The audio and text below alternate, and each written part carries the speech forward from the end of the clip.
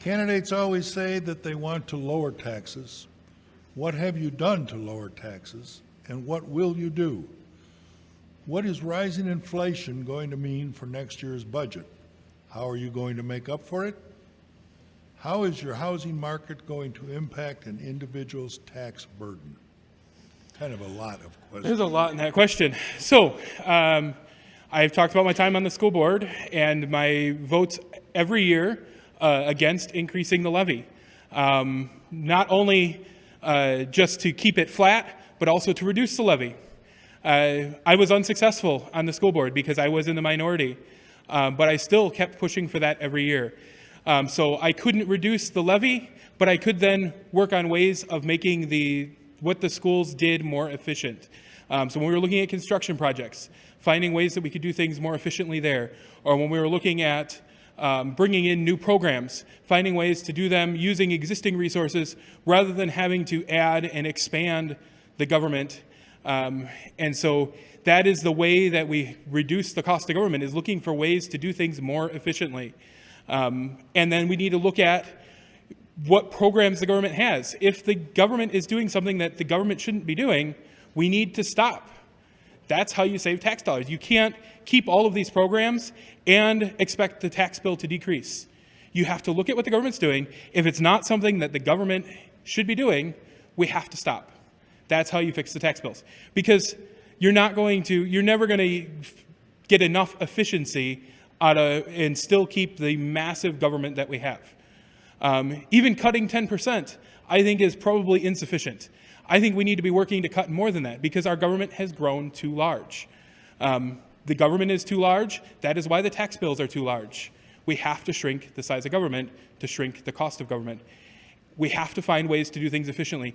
In business, you have to find ways to make things work and to get things done with less resources, and we need that perspective for the way the county board does things too. We need to look at ways to do things more efficiently with less resources so that we don't end up with the crazy tax bills that we have.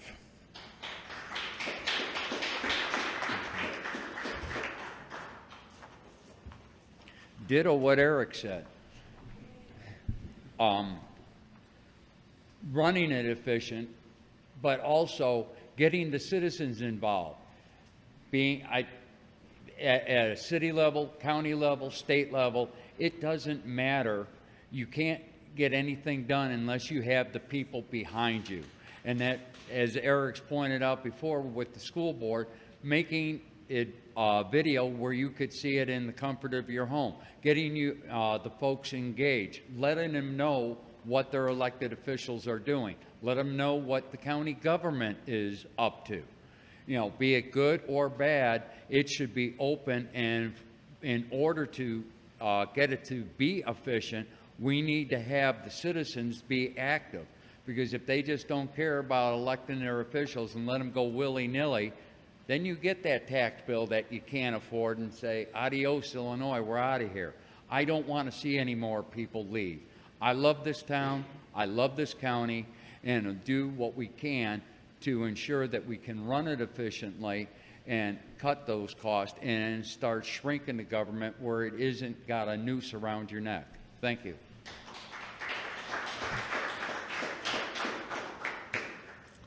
Well, there's a pattern to this answer, and it is that. What I've noted in the years that I've served in government is the lack of will or lack of interest in reevaluating how government works, right? We create all these new programs, but we typically don't go back and say, are they still needed? Do we need to revise them? Can we share them with someone else? Is there a way to reduce that expense? And if you look at the county strategic plan on the website, there is a provision in one of the areas that says is to establish a program that has the Administrative Services Committee evaluate all of the programs, all the government programs on an annual basis. I think that's absolutely crucial because that's how you determine efficiencies. That's how you determine if what you're doing actually makes sense, makes a difference. And if they don't work, get rid of them. Find something else. And also, I think it's also talking to our constituents. There's an expectation by many people of what government is supposed to do for them. And I think we have to engage in those really hard conversations about what really do you want your government to do for you? Do we want just basic services? Do we want excellent basic services? Really, where do we draw that line? And once we have that information from the people that we work for, then we can go forward and we can make those adjustments. So again, the answer from all three of us is pretty much the same, is you need to evaluate, you need to make reductions, you need to work more efficiently. Thank you.